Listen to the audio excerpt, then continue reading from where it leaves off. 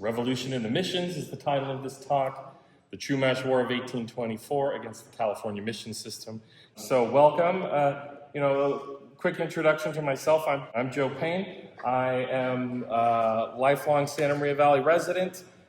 Been on the Central Coast a long time, my whole life, but also my ancestors go back to the Mexican period. I have ancestors baptized at the missions on my mother's side, but I was a reporter at The Sun, the weekly paper, for years. I was the managing editor there from 2017 through 2018. That's when I first became aware that, based on a cover story I did for The Sun, I became aware that in 1824, the indigenous Chumash at the Missions Santa Barbara, Santa Ynez, and La Purisima de Concepcion, those are the three missions in our Santa Barbara County here, the Spanish missions, they staged the largest armed revolutionary uprising against the California mission system. And I had to ask myself, why hadn't I heard about this before? Why, as someone who was a product of California's public school system, we all remember our fourth grade mission projects, right? The styrofoam models, which sugar cube models, depending on, by the time I wrote the article I did for The Sun those years ago, kids were making their mission models in Minecraft by that point. So yes, yeah. So, which surprisingly gets some good results sometimes. But I wondered, why had I not heard about this? Why didn't more people who grew up out here, why didn't they know about this? I was basically prepared myself from the beginning in my undergrad work for the master's thesis. I was really focusing in on this subject because I thought it deserved to be told more broadly, more in depth, and in a way that centered the Chumash in the narrative. So this presentation is based on my thesis. My thesis is titled The Chumash War of 1824, Revolution and Counter-Revolution in the California Mission, Santa Ynez, Santa Barbara, and La Purisima. This is, I think, I was trained as a journalist. I think 1824 is an important story. So I was trained at where's the story? And I also think it's a very important way that we can re-examine the California missions. Because we're all kind of stuck having a fourth grade idea of what the missions were and how they were. But this is also very much due to a modern movement of romanticization of the missions. And if you see this picture here, we all know what that is, right? That's La Purisima State Historic Park. Did you know that's not the original mission? That was a pile of rubble 100 years ago, but the Civilian Conservation Corps under the FDR administration came through as part of the Great Works Administration and rebuilt it. It was one of the largest at the time state historical preservations in state history. So what you're looking at is a modern rebuilding, a facade, if you will, a whitewash, literally and figuratively, of the missions. The missions were rubble just 100 years ago. They were a decrepit institution. And so the romanticization of them as well goes back a long time. You know who was involved in the romanticization of the California missions?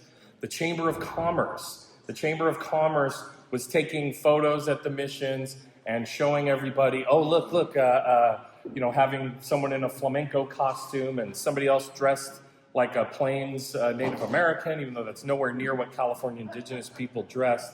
And they were trying to entice people to come to California, cruise down our new highways, spend money, tourism, right? So our romanticized idea of the missions is connected to that. It's also connected to a lot of mission history is written by Franciscans themselves, and I'll get more into that. But what was the reality of the California missions and the California mission system? These were settler colonial complexes of agricultural production where the indigenous people were ensnared into religious indoctrination and social control. And of course, this was part of the greater military conquest of the New World, as the Europeans and the Spaniards call it, Latin America. But in the case of California, this was actually a late comer to the to the Spanish colonial mission system. Before California starts getting colonized in the late 1700s, there had been already more than a century or two of Latin American missionization and colonial missionizing, okay? So each mission is founded, once you get an indigenous person baptized, they're now bonded to the mission like a feudal serf. Again, we're going to go more into all of this, but the goal was to Hispanicize indigenous people to make them the workers of the colonial project. The fascinating thing to know is, as long as you have mission history across Latin America and here in California, you have a history of indigenous resistance. The first founded California mission was Mission San Diego, 1769. Junipero Serra, you guys might have heard of Serra, right? Father Serra, who was canonized not too long ago, much to the protest of indigenous activists and scholars. He was involved, he was the president, el presidente of the missionization of California. And within the first year of San Diego being founded, hundreds of Kumeyaay people storm over the hills at night, screaming. They set the mission on fire. They brutalized Father Jaime. They were not kind to him. They killed him, actually, and a bunch of other people who were at the mission. And because they rightfully understood, hey, we weren't all getting sick. We weren't all dying of diseases before these guys showed up. We weren't, also Junipero Serra himself documented Spanish military soldiers lassoing indigenous women in the fields and assaulting them. And so the indigenous people rightfully recognized the Spanish invasion as just that. And so they responded in kind. Junipero Serra himself gave a report after the destruction of Mission San Diego, and he said, in conquests of this kind, the place of the soldiers is at the missions. So every mission had soldiers stationed at it because they were in danger. Another fun fact, Mission San Luis Obispo to the north, that was the first California mission to have Spanish tile. And you go, oh, Spanish tile, isn't that nice? You see it everywhere, isn't it beautiful? It's ubiquitous in our architecture. It came to Mission San Luis Obispo because the Chumash there set the first thatched roof on fire, okay? So you realize that missions had a medieval architecture, and in the case of Spanish tile, I call that counter-revolutionary architecture, okay? So, how did the 1824 Chumash Revolution happen? My thesis is basically trying to recognize this conflict as a revolutionary war. It was downplayed for years as a revolt, a rebellion, a little, how do you do? It wasn't a big deal. No, it was a revolutionary war, and we're going to talk about that. And so this happened because of the specific material conditions and interactions of the settlers and indigenous Californians. The Chumash, like I said, there was revolution or resistance all throughout the missions, not just militant, but otherwise, and we can talk about that too. But the Chumash, and what they did in 1824 represents the most widespread, wide-scale, militant mass uprising against the missions, okay? And this involved the Chumash. They weren't alone in this. They were in constant contact with indigenous peoples in the interior of the territory. That's out the Southern San Joaquin Valley, out near what today we call Bakersfield. But at that time, it was all indigenous territory. The Yokut peoples were there. And those were the borders of Chumash inland territories and the Yokut. So, it's interesting. We'll get on to it as it goes. But as the war progresses, you start seeing more and more indigenous people involved who are not Chumash. They're escaped from other missions. So they were joining the movement, as it were. And of course, the missions were under the auspices of the Spanish Franciscan missionaries, and there was also the Spanish and Mexican colonial military. Because you can't understand 1824 if you don't understand, at one point you have a Spanish colonial military, which at the top of their corporatist hierarchy, at the top of the pyramid is the Spanish king, right? But then what happens in 1810? Revolucion, right? The first Mexican War of Independence. So at the time that this happens, revolution is literally in the air. So the Chumash, you gotta establish this with the Chumash. I appreciate the land acknowledgement earlier, but I want to make an acknowledgement of the Chumash people. These are people who have persisted and resisted colonial oppression over them for centuries. And they're the ones who called this area all the way as north as San Luis Obispo and a bit northern there, all the way down to Ventura, and there's even evidence of them in Malibu, the Channel Islands, Santa Barbara Channel, for thousands and thousands and thousands of years. Some of the earliest human remains in California are from the Channel Islands at 16,000 years ago. People who look like me, Blancos, right? We just got here. It's just a blip of time. We're at the last blade of grass at the end of the end zone in the timeline of human existence on the Central Coast. So we need to acknowledge that they've been here a long time. They spoke several dialects of Chumashan language, from the northern to the southern to the coastal to the islands to the interior. They had a stratified society. They had a maritime society. Their tomol plank canoes, as you can see in this, some of the artwork depicted here, were very impressive. They impressed the colonists when they first came. And they, as they were walking along, we'll get to when the colonists arrived, but as they were walking along the Santa Barbara Channel, they come across a bunch of Chumash men building these long plank canoes. And they said, oh, they're carpenters. We'll call this carpinteria, right? So that's where some of that comes. But the Chumash were able to maintain linguistic and political connections across miles and miles of coastline, well into the interior. They had a stratified society. They had politics. They had chieftains. They had political marriages. They had confederations of villages making decisions together. They had commerce. They had currency. They beaded shells on string to use as currency. We find this beaded currency well hundreds of miles inland at village sites in Los Padres National Forest and in the Santa Ynez Valley. So they were maintaining commerce. We also find evidence of food like clamshells and mussel shells, those well inland. So the Chumash were having regular connections with the coast and in the interior. I'm going to go visit my cousin. It's going to take me a few days to get over the mountains, but that's what we're going to do. We'll be back. We'll bring you back something nice, that type of thing. So they also had a spiritual tradition, a shamanic culture. Go look at the painted caves up in San Marcos Pass, and you begin to see some evidence of that shamanism that they had. And, they had a regional identity. They thrived on the Channel Islands, from the coast to the interior. And this is what historians today lead us to say. This was a nation. This was an indigenous nation. They had a regional language. They were set up in this area of California for thousands and thousands of years. They had their own material practices. They had tools and culture and music and games. Funny enough, they lived off the bounty of the ocean, but their main caloric intake was the oak acorn. So they would grind up oak acorns and treat that and, cook it, make like a tortilla basically out of it. So, they don't seem super appetizing, but the Chumash were able to thrive for thousands of years. Their populations actually rose about 4,000 years ago to much more density, and they're what we call sedentary, where they had lots of free time because they didn't have to spend all their time hunting and gathering.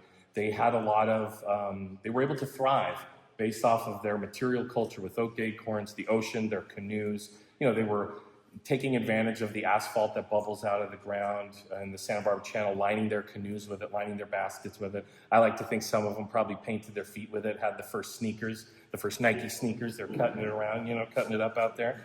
Anywho, along come the Spanish Franciscans and the conquistadors, okay? And, this was part of a centuries-long conquest of the New World in Latin America, the American continents, by the Spanish Empire.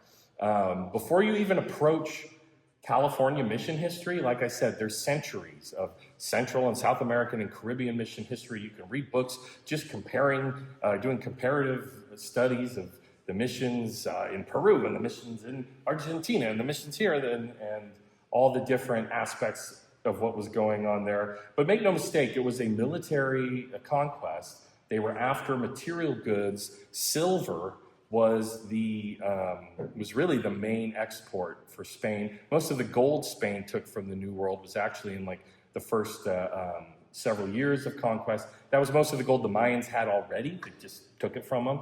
And so they were constantly on the lookout for ore. And really the push into California was because the Spanish king and the Spanish Empire was wary of the Russians coming up from the north down into California. And they hadn't even discovered gold here, as we know it. Remember, 49 is when gold is discovered. The 49ers, right? Not a coincidence that a year later this becomes a U.S. state. Just saying, okay? Just saying. Now, the Franciscans, they're one of the Catholic orders involved in Latin American missionization. So they're what are called mendicant orders, which is they take a vow of poverty, a vow of chastity, a vow of silence when they first are novitiated into the order. But, they were true believers. They believed they were bringing an inferior people, a superior way of thinking, right, with their religion. But the Franciscans also maintained colleges in the New World, in Mexico.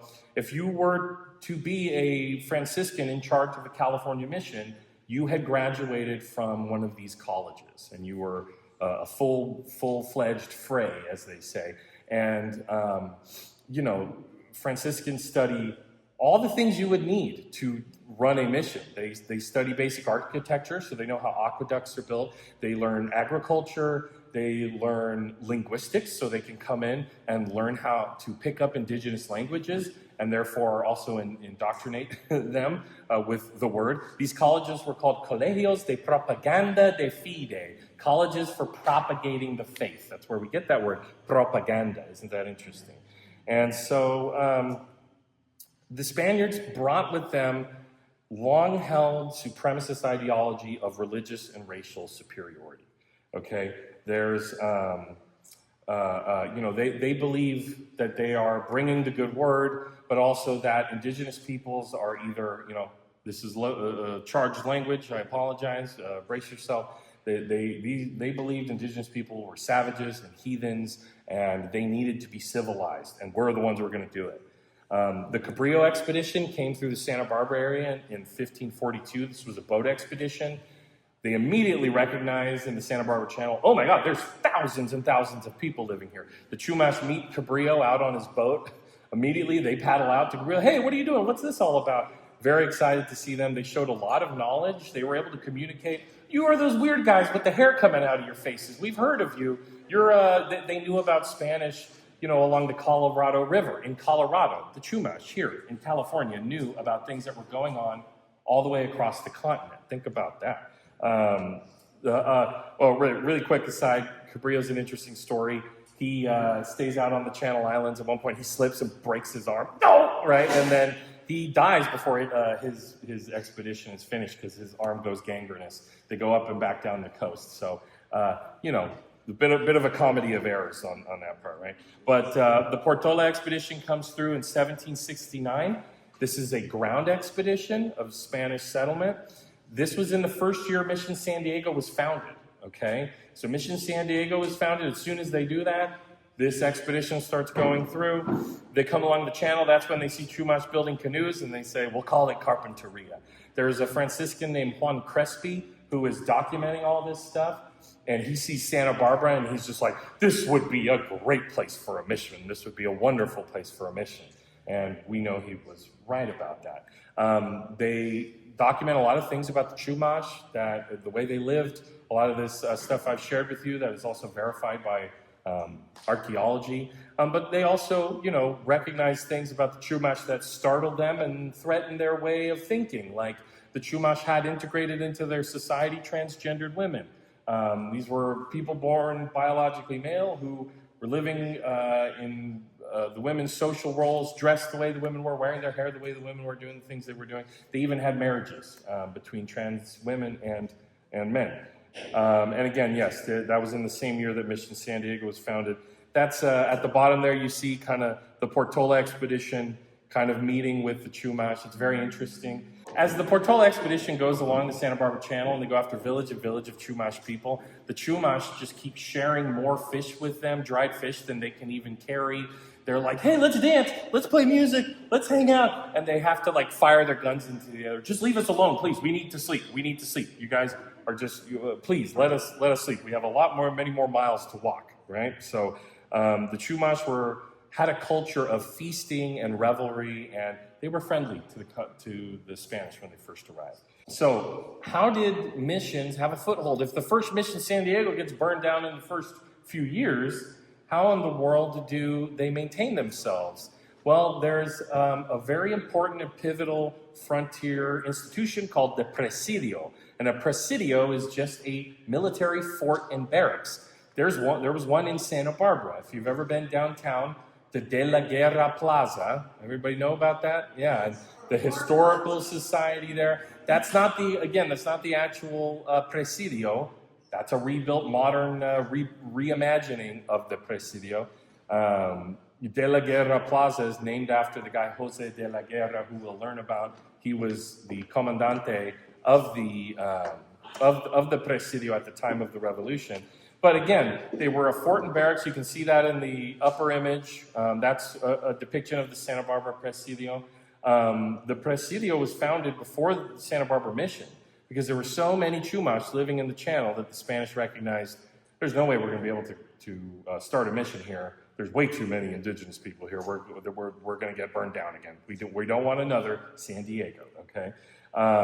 Presidio soldiers would be rotated out and stationed at the missions, okay? So every mission had soldiers maintaining control of the indigenous people at gunpoint. That was the reality of the California missions. Like I said, they were frontier complexes of agricultural production, captive labor. If you were baptized, they got you. You were bonded to the mission. You were basically like a feudal serf. These were very much feudal institutions. There was an intense social control, Christianization. They tried to, they were very unsuccessful most of the time. The Franciscans are always complaining that the indigenous peoples don't take on their way of living, but they wanted them to be in monogamous marriages, have kids the way they wanted, don't gamble, don't drink, don't play the games that you used to play, don't dress this way, cover yourself up. Oh my goodness. Like all of that kind of stuff was involved with this. And some of it was downright horrifying. Indigenous women, like I said, were a constant target of violence by the soldiers. And you know what type of violence I'm talking about. And there was a practice where, because of the diseases, the European introduced diseases, the indigenous peoples were constantly suffering. Women suffered miscarriages quite a bit, but then there was also some indigenous women, had they been assaulted by a soldier, would commit acts of abortion and infanticide as acts of resistance. So the Franciscans were constantly controlling the women. They locked all the unmarried women up in the same kind of dormitory every night. That would increase the rate of disease transfer. As we know from COVID, if you're all locked in the same place, airborne diseases are much more likely to transfer. And for indigenous women who miscarried, even if it was just an accidental miscarriage, they would be punished. They would be, some Franciscans would force them to carry a little baby doll after they'd suffered a miscarriage to act as an example that, you're a sinner, you've been punished. I don't want to go, there's so much to do and talk about, but part of this was justified by a racial supremacist system, a racial caste system called the castas. That's where we get terms like mestizo, mulatto, lobo, and criollo, these terms for, people of mixed race ancestry in the Spanish Empire. Because the Spanish Empire was so widespread, they didn't have a racial supremacy where they disallowed intermixing, which is what Protestant missionizing and the more American settler colonialism had, which was more outrightly genocidal. So, of course, in this caste system, the European-born, Spanish-born, or your ancestors could be traced back there, they were called the gente de razón, the people of reason. We are the people of reason. Everyone else was the gente sin razón, the people without reason. This kind of way of thinking was actually codified during the Spanish Inquisition, which, if you didn't know, was a way for the Spanish Empire to eject Muslims and Jews out of the Iberian Peninsula, out of Spain. Okay, so that was exported to the New World. Now, the settler incursion onto the Central Coast. Again, look at these dates. Mission San Luis Obispo is founded in 1772, right? Wasn't this nation, the United States, founded, just a few years later, right? The revolution begins in 1776. Again, these things dotted along the coast. Mission San Buenaventura, if you've ever been to Ventura, that's where it gets its name. It means beautiful view. And it was in 1782, 10 years later. Again, Presidio Santa Barbara is established that same year before any of those missions are started, okay? Because they need that military foothold in the channel before they even begin to build Mission Santa Barbara, which is in 1786. Mission La Purisima is on the other side of the mountain range. This is the interior mission, the first interior mission of in Chumash territory. You think of Santa Barbara as on the ocean side. La Purisima de Concepcion is on the other side of the mountains. Still close to the ocean, but that ocean is not very well navigable. In fact, there was a naval disaster, a United States naval disaster off the coast of Lompoc area because it's just not a safe place to moor. And then Mission Santa Ynez is not founded until 1804. And so this was a later incursion deeper inland into Chumash territory. So in 1824, when this revolution, we're about to get to, I promise, happens, a lot of the people who were baptized at that mission, which is actually where the revolution begins, they have a living memory of there being no mission there. A lot of them who were baptized there were probably born in a Chumash village along the Santa Ynez Valley or in the Los Padres Forest, as we call it today.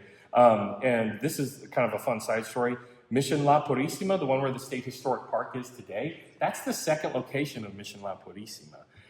If you ever go to the north side of Lompoc in the city, you can see the first location of the first mission. It was destroyed by an earthquake in 1812. I recommend you look up old Mission Purisima in Lompoc, and you can, it's like tucked in a suburb on the north side of town, and it reminds me of Lord of the Rings. It's just crumbling, pieces of one wall here and a little bit there. And in 1812, everybody was in the chapel one day doing, doing whatever, right? And then a massive earthquake starts. It starts ringing the bells. Things are falling down. Oh my God! They run outside, and this was not I learned this doing this thesis. We all know about aftershocks. It's only an aftershock if it's lesser than the first earthquake. If the first earthquake is lesser than the earthquake that's about to come, we call it a foreshock. So that first earthquake was a foreshock.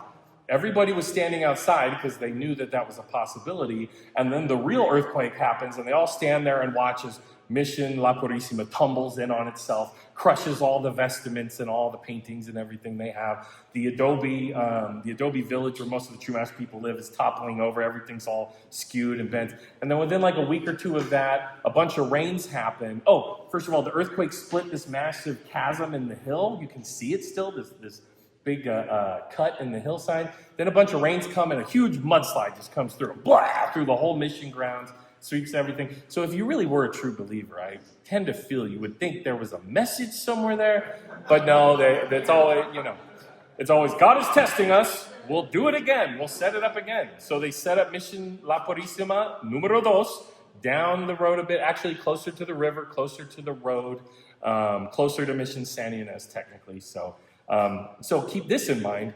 When 1824 happens, most of the people at Mission La Purisima, which is the mission they're going to occupy and hold, they remember building it. They've been building it the last 10 years. We just finished this mission. This is our mission, is very much how they thought about it.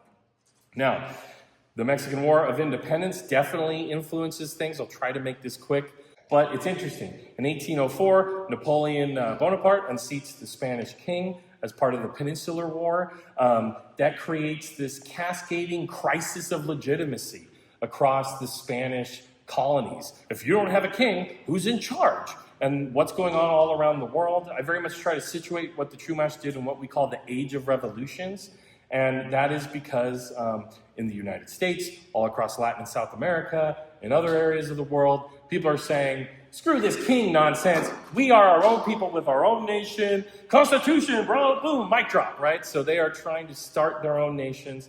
In 1810, a radical Catholic priest, Hidalgo y Costilla, gives the Grito de Dolores. Basically, the Spanish colonial government found out this guy's trying to work against us, so he runs to his church, rings the bell, said, take up arms, everybody, we're going to have a new nation. He was trying to protect himself a little bit, but it was a radical call to action to oppose Spain. This war lasts for more than a decade. It has oscillations of revolution and counter-revolution. Y'all need to think about counter-revolution as a thing that happens after you have any kind of revolution.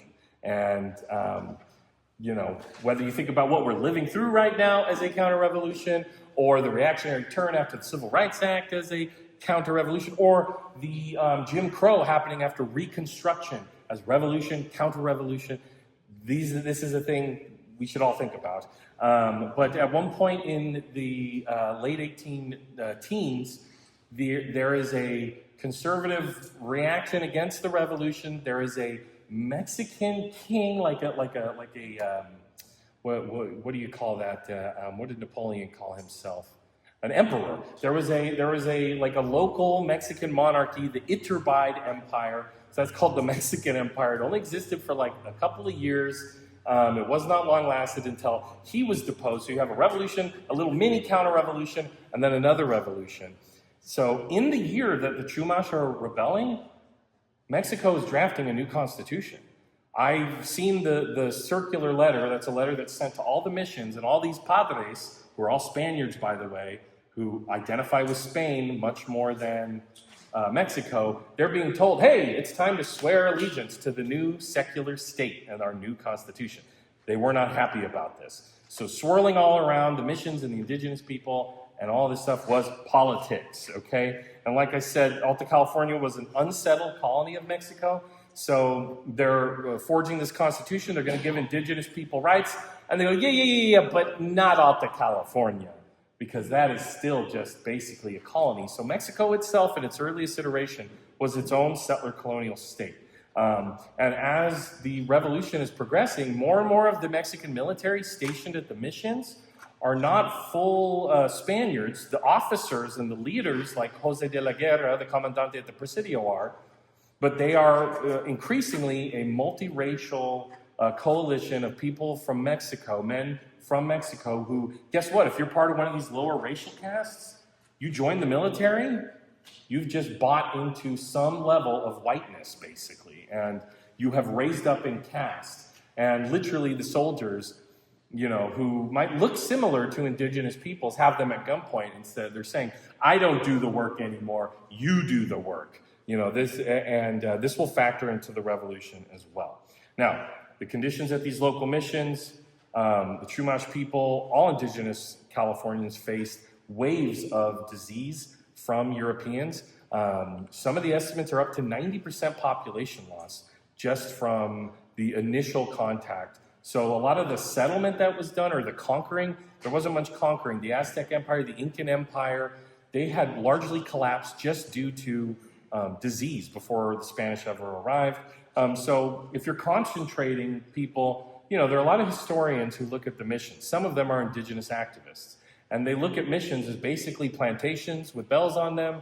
One compared what the missions did to indigenous people as a biological holocaust, okay? So they, if you're concentrating people in one place, it spreads these diseases. Missions were also stagecoach stops. There were no stagecoach, but they were stops for travelers of the settlers. So they're constantly coming into contact with Europeans who are bringing different diseases. So in the years prior to this, the Chumash, their numbers at each mission are dwindling. They're less and less. A few years before, in the decade before, there are over 1,000 at each mission. They've gone below that by 1824. They're struggling to even maintain their populations. This is also a large part to do with the animals and the plants that Europeans bring over here, that the Spanish brought over here. We all know how those beautiful yellow hillsides we get during wildflower season. And people say, oh, that's settler flour, right? The Spanish explorers were spreading them like some kind of Johnny Appleseed, right? No. That was cattle. Cattle came to the New World. They had in their hooves little seeds. They had in their stomachs and in their manure the seeds from the Old World. And it just so happens that a bunch of these plants do really well on the Central Coast. They displace the plants that are the traditional foodstuffs of the Chumash. And then what do they brought? Cows, goats, pigs, and sheep. What do every time they come along and they see an acorn, the Chumash's main caloric intake, laying on the ground? They gobble it right up. Okay, so there's one historian who calls what the Chumash were dealing with, what indigenous Californians dealt with, via disease and then the ecological disruption as a dual revolution. Everybody you know is getting sick, everybody's dying, and now I can't find any food anymore. If indigenous peoples grabbed a cow and roasted it and ate it, they would be punished severely by the settlers. And so, again, indigenous peoples were constantly targeted with violence. What happened in 1824 was a violent revolution. They were responding in kind to what was being done to them, okay? And during the revolution, the Mexican War of Independence, the military is relying more and more on the missions to produce their goods. I've seen documents where the Presidio commander, Jose de la Guerra at Santa Barbara, is pressuring Purisima. I need more shoes. You got to make more shoes. My soldiers have holes in their shoes. So the indigenous people, the Chumash at these missions, they're tending the cattle, they're slaughtering the cattle, they're tanning the hinds, they're sewing the shoes. You know, when you see the people there at the loom reenacting what was going on, that was all kinds of forced labor that was going on to support the very people who were keeping them in this bondage, okay? Now we get to the good part, okay? Are you guys ready? Here we are, 1824, February 21st, at Mission Santa Ynez. This is the day the war breaks out. On February 21st, a young Chumash man from La Purisima was visiting a relative of his who was incarcerated at Mission Santa Ynez. Yes, they had a prison. There's scholarship that looks at missions as carceral institutions. They were institutions of imprisonment, in a way, and containment. Even the way the Franciscans build the missions in their big rectangles, this is so they can see everybody and they can see all around and make sure they know where everybody is and what everybody's doing. Their colleges are also like that. That's how they treat themselves, the Franciscans. It tells you a bit about how they treat the indigenous people. But when this young man gets here to the prison to visit his relative who's in there, the prison guard, Valentin Cota, gets in an argument. The guy talks back. He doesn't like that. So he's whipped for insubordination. A lot of punishment that was delivered on the missions was done in the public square, like you might imagine, medieval style. And this was basically the straw that broke the camel's back. Chumash men at the mission started attacking the soldiers and the padre there. There are different accounts that come from the Chumash later. I want to talk about that too, but the soldiers, and there was only one padre at this mission at the time, which is rare. Uribara was his name. They barricaded themselves inside one of the mission buildings. I believe as they're retreating to that area, they shot at least one Chumash man down, dead. So, you know, very quickly this whole scene descends into chaos. Clouds of arrows coming down on the soldiers shooting at the Chumash. As soon as they shoot that rifle, you got 1.5 minutes to 2 minutes of reload time before you can even get off another shot. So they fled and they barricaded themselves in. That is when the Chumash decide, well, let's smoke them out. We will set the mission on fire. Everybody go listen to the Elton John song, Burn Down the Mission. It's actually very topical to this. There is some soldiers from Santa Barbara dispatched. They wouldn't get there till the next day. But in the meantime, Chumash escaped. They jump on horseback. They were the vaqueros themselves. They start herding cattle away from the mission. They grab what muskets they could get their hands on, what weapons they could get their hands on. This includes these kind of small swivel cannons. They're very small caliber cannon. They weren't very good as weapons. They were basically shot off on like Fiesta Day or whatever for fun, basically. But they got their hands on what they could, and they left. Like I said, so one soldier is documented as dying in this initial uprising in Fort Chumash, including some who were burned down. As soon as the deployment from Santa Barbara, the soldiers get there, they respond in kind and they set fire to the Chumash's homes. their adobe brick little village that they had right next to near the mission. Later, Chumash oral history accounts are very interesting. We have different perspectives of how this happened. This wasn't from anybody who lived through it, but they had ancestors who did. They'd heard the stories, and their story is that, one of the young sacristans or pages, that was a young indigenous person who was kind of taken under the wing of the Padres. They were more Hispanicized. They did the inside the church work, and they had a story of this person informing on them, telling the Padre, they're gonna stage a revolution, Father. I don't want anything bad to happen. Other accounts say that Chumash people overheard the mission soldiers saying, well, let's just wait until the next mass, because when the next mass starts, we're just gonna kill everybody. So, these accounts are a little, you have to weigh them with a grain of salt, but they're important to think about. As soon as this happens, word spreads to the other missions, okay? You have parallel uprisings. I imagine Chumash people hopped on horses, or they just started sprinting, Forrest Gump style, across the valley to La Purisima, up over the mountains to Santa Barbara, to warn everybody of what was going on. There was actually Chumash messengers on horseback sent to Ventura mission as well, and they were stopped by the guard there before they could get the word to the Chumash at Mission Ventura, so it could have been more widespread. There was signs of prior planning. All of a sudden, the Chumash at Mission Santa Ynez, rained down a cloud of arrows on the people. Where'd all these arrows come from? How'd this happen? I imagine there had to be a moment, where a Chumash man is like, Father, what's that up there? What's over there? And then, there's Chumash people running behind with a bunch of bundles of arrows that they've secretly made, like it's The Great Escape or something like that, if you've seen that movie. So they were planning this. It was obvious they were prepared for this. At Mission Santa Barbara, there was a Chumash alcalde named Andres. Alcaldes were basically kind of like almost an elected leader among the indigenous people. They kind of managed the indigenous people, and they would act as a liaison between the Padres and the military. And they were respected leaders. In some ways, this mirrors the chief the politics of the Chumash that existed, the chieftains. Andres was his name. He orders his people, pack up everything, get into the mountains. This is happening in the early morning. It's nighttime still. The sun hasn't risen. And the women, the children, the elderly, pack it up. We're leaving. We got to go. If it's popped off there, it's going to pop off here. We don't want anything bad happening. He did this before he tells the Padre anything. Then he goes and tells Padre Ripoll what's happening. Padre Ripoll is a very interesting case. We'll talk more about him. He went hard for the Chumash in his way. He immediately goes, whoa, oh no, and he walks to the presidio to tell Jose de la Guerra, the commandante there, some things are happening. I can't say what. So then he goes back.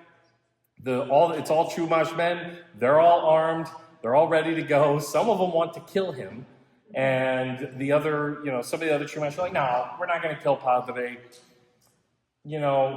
First of all, he's a doctor. He reset my bone for my kid when he broke his arm. He's a great singer. He directs the choir. We're not going to hurt him. Padre Ripoll goes to the soldiers who are at the mission, says, give it up, guys. We're in trouble. This ain't going to go well. So the soldiers are actually allowed to leave the mission. The Chumash yank the guns out of their hands, so they have some guns. But then a whole group of soldiers come back from Presidio Santa Barbara to Mission Santa Barbara, and there's a battle at Mission Santa Barbara. The Chumash hold the mission for several hours. There's all this firing back and forth between the soldiers and the Chumash. The Chumash hold their ground. The soldiers basically go, man, this is, this starts in the morning. They go till almost noon, and they're like, geez, we need some lunch, man. Let's go back. We'll regroup. We'll figure it out. We'll come back. And so in that meantime, the Chumash men get the rest of what they can, and they bounce off into the mountains. They head off into the mountains. When the soldiers do come back, they brutalize the few people who are there. They go through the whole Chumash adobe village. They take all their belongings and throw them out in the street, and they break things and they smash things. And there is some other violence. We'll talk about that. But Purisima is very interesting because you have a similar situation there as at Santa Ynez. The soldiers barricade themselves in a building, and they're shooting at the Chumash, but they do not set it on fire. They say, just hold out, and there's all this firing back and forth until the soldiers use up all their gunpowder. Oh no. And a bunch of reinforcements come, all the people who fled Santa Ynez come to La Purisima. So now their numbers are doubled. They have control of the mission. They take the soldiers and the two padres there hostage. They are now hostages. The alcalde there was a guy named Pacomio. He was a carpenter. So you can imagine he was, by these hands I built this mission. He was involved with the construction of the mission they were at. We're not going to burn this down. This is our mission now. So they reclaimed the mission. They occupied it. And they released the soldiers and one of the padres. They kept Fray Martinez, Rodriguez. Martinez was at San Luis Obispo. They kept Fray Rodriguez and they said, we're keeping you, sure, yeah, we're not going to hurt you. He was a bartering chip. He was a hostage. They knew what they were doing, okay? It's important to recognize this. The occupation of La Purisima is the most radical subversion of the California mission system in its history. At no other time or place did the indigenous people take control of the California mission and say, this is ours now, okay? So take note of that. There was violence that happened in this opening of the war. Some of it was very impulsive, innocent people. There were a few Chumash men on their way to Mission Santa Barbara. Hey, we heard there's some commotion. And the soldiers just shot him in the street. One man climbed up a tree. Please don't shoot. And they shot him dead out of the tree. So there was a group of 3 travelers who were heading from the north, heading to L.A. It was much more of a trip then than it is now, as you can imagine. And the Chumash at Mission Purisima, these guys show up to Mission La Purisima and say, boy, my feet are tired. We're going to be able to stop and have a drink and some hot cocoa and this and that. And then, whoa, what's going on? And the Chumash, you don't understand. This is ours now. And they kind of were paranoid and thought they're spies. And then before you know it, bop, bop, bop, bop, they all get shot down, these three travelers. There's a later account from later in the revolution where a Chumash worker in the kitchen is walking along in front of some soldiers and they just shoot him right in the back. So the violence that was going on during this, it wasn't just warfare. It was, innocent people being targeted and killed. This is really fascinating. This is from the opening weekend. This is a document that, if you didn't know, Santa Barbara Mission is still maintained by the Franciscans. Somehow they never let go of Santa Barbara Mission. That's where they maintain an archive library. That's where I went to look at all the documents pertaining to this. This right here is an interesting document. It's from Jose de la Guerra, the Comandante at the Presidio Santa Barbara, and it's an offer of a pardon. He's addressed it to Patricio. The guy's name was Pacomio. Maybe try to get the name right if you're going to, try to parlay with the leader of a revolutionary uprising. But he, very much tries to lay the guilt trip on Pacomio. Says, I can't believe what you've done. This is so awful. You killed these innocent travelers. Everything got burned down at Santa Ynez. Where are the poor people going to live? But I tell you what, if you just, bygones be bygones, we'll let this all go, we'll drop it. If you just lay down your arms, go back to normal, go back to work. They didn't trust him. They did not trust him. So this very much represents that the local military in Santa Barbara could not keep control of this situation. They were completely overwhelmed by what the Chumash did. There's a later account from Jose de la Guerra basically saying, if this revolution had spread to all the missions, we would have been in real trouble because there's only 2,000 to 3,000 of us, and there are thousands, tens of thousands of indigenous people. So, try to keep this moving. The occupation of La Purisima includes fortification. They build palisades. Those are wooden walls around the mission to act as barriers to shoot from. They cut holes in the adobe brick to shoot through at the soldiers that they knew would be coming. The Chumash from Santa Ynez brought more stuff. And they had a month to prepare. I imagine, all these people getting to work, right? They're making arrows. They're probably melting down whatever lead things they could to make musket balls. They are sharpening sticks and making these walls. They're cutting the holes. their labor that had been stolen from them was now employed for themselves to resist what was being done to them. At the same time, hundreds of people, more than 1,000 Chumash, the non-combatants, women, children, elderly, they're fleeing to the interior of the area. If you see up on the top left here, Los Tulares, it says, that's the Southern San Joaquin Valley. They called the Yokut people at the time the Tulareños, the people from the Tulares. That's whatever. There's so many of them, they're just all the same people. That's a heck of a walk, man. I don't know. Would any of us be able to walk from here to southern Bakersfield area? I wouldn't want to do it. I'm an indoor cat. You know what I'm saying? That's a heck of a walk. So hundreds of people. They took horses. They took cattle. And they established what we in the study of history call a maroon colony.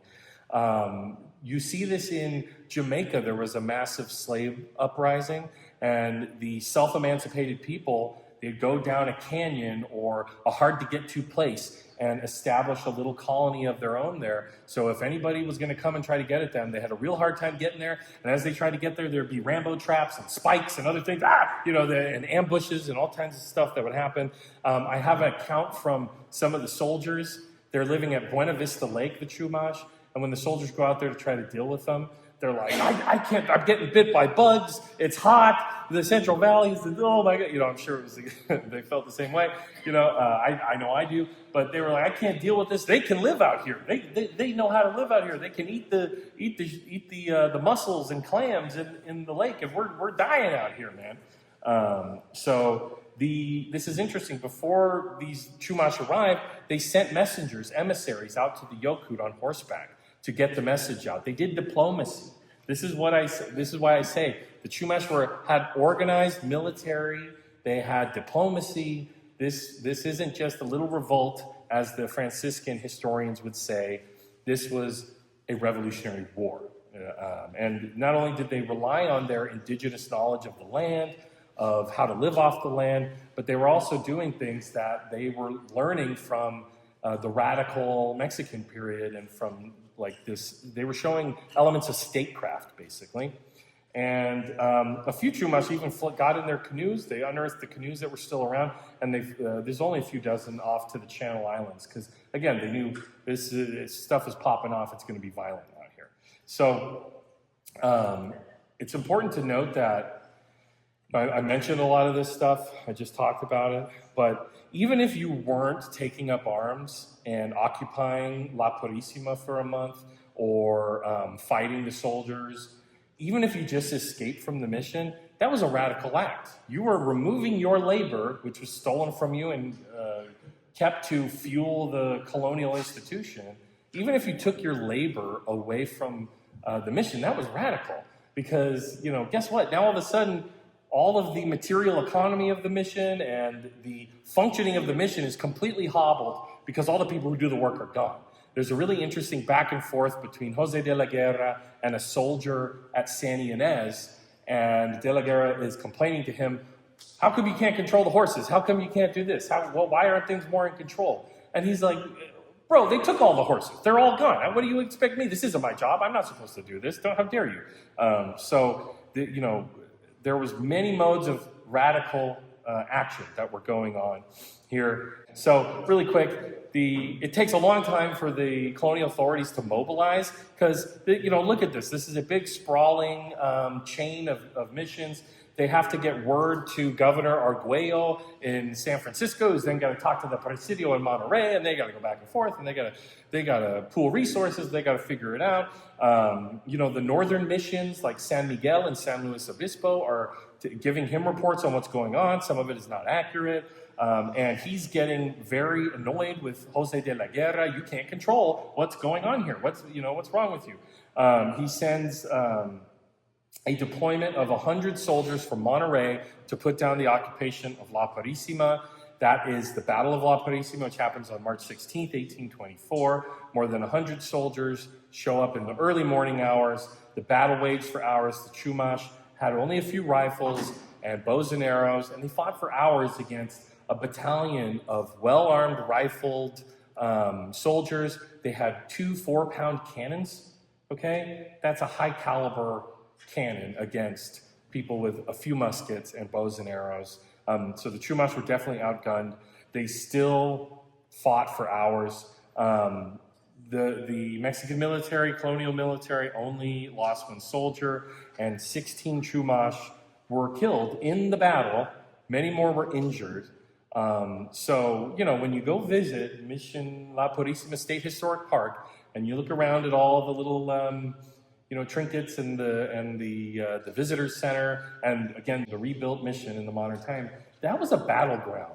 Across the United States, Civil War reenactors go to battlegrounds and they talk about this, but we're not really told that Mission La Purisima was a battle in one of the most radical moments in California mission history. So we should understand that and respect that.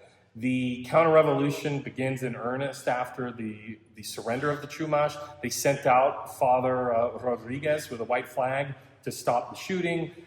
They surrendered. But then, of course, there's a firing squad execution of the leaders, and there was supposedly a trial held. The records of that aren't around anymore. But the Chumash men were Baltazar, Pacifico, Esteban, Ginés, Antonio, Felipe, Jose Andres, not the same Andres as in Santa Barbara, Martiniano, and Camilo. And Pacomio, the perceived leader, was actually sentenced to hard labor in Monterrey for years after. There's actually evidence that years later he ran for local city council in Monterrey. There's an indigenous woman who remembers a song he sang as part of his campaign. So you can't keep a good man down, let me just say. It's pretty cool. So the war shifts to the interior. More people, once order is restored to the missions, people start just fleeing the missions, jumping on a horse, abandoning Mission La Purisima, the ruins of Mission Santa Ynez, heading for the interior. This is some rock art from the Carrizo Plain. There's some rock art out there in the interior that has blue pigment in it that is dated from the colonial period, so they think maybe this was painted while people were leaving. The military sends out one dispatch of soldiers out there to try to return people. Unsuccessful. They have a few skirmishes here and there, but the Chumash at Buena Vista dig trenches. They bring more supplies, and they're ready for the long haul. Months go by.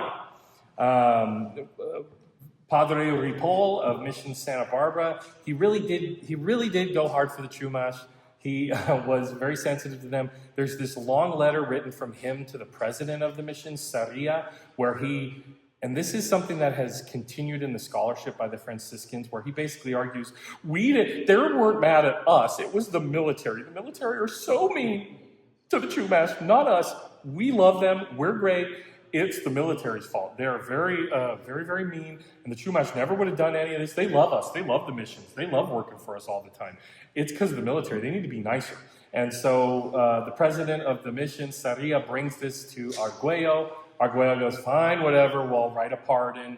You go out there with them. And that's what happened. Sarria and Ripoll themselves would accompany this, group out to the Buena Vista to bring them back.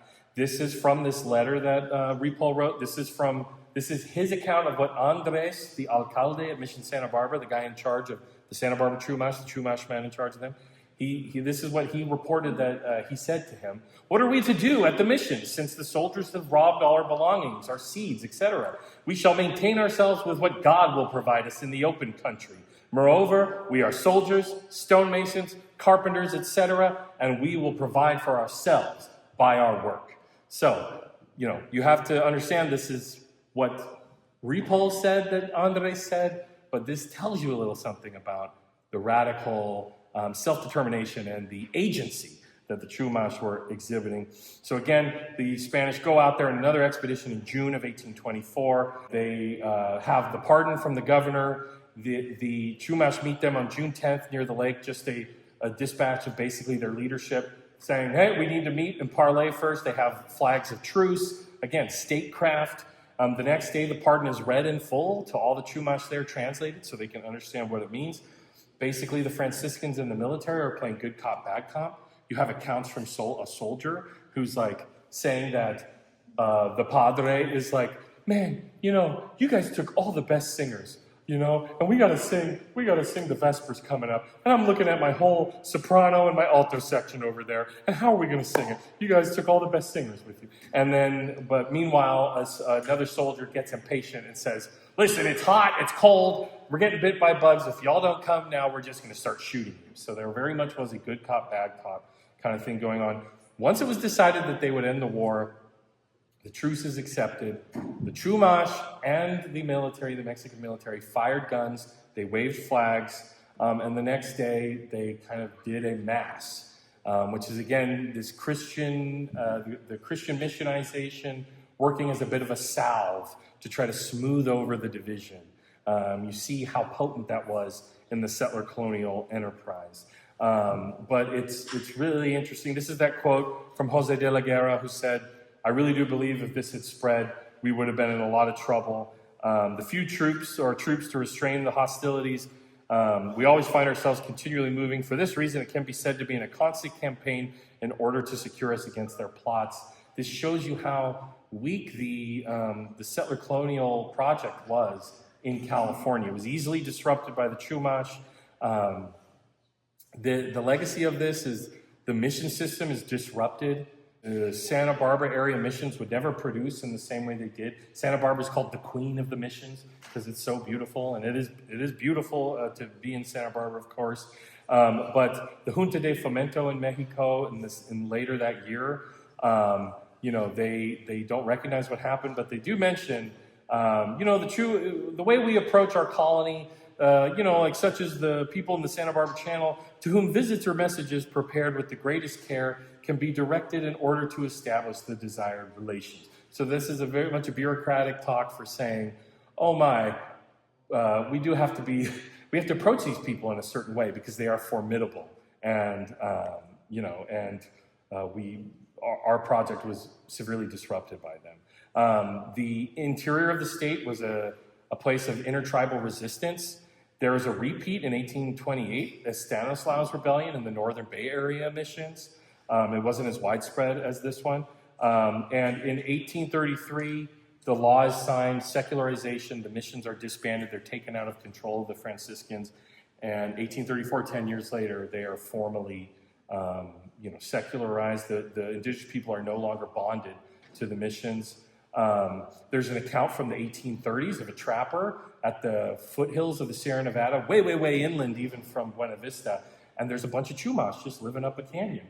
And they tell him, yeah, man, look at this, we got all these candlesticks, and we stole their gold, and we never went back, And so even of the people who were returned, there were people who never returned.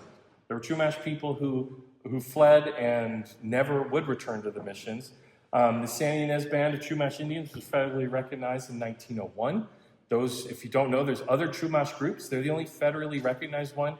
Everyone who's a tribal member of the Chumash Nation in Santa Ynez can trace their lineage to the baptism records at Mission Santa Ynez. And they were able to annex new land into their reservation in 2017. And that image there on the bottom right is the Santa Ynez Chumash Museum and Cultural Center, which was opened only this year in May. And so I suggest you go visit it. There's no history of Spain or the missions or colonization. It is just about how the Chumash lived and their life ways. And that concludes my presentation. Yeah, thank you.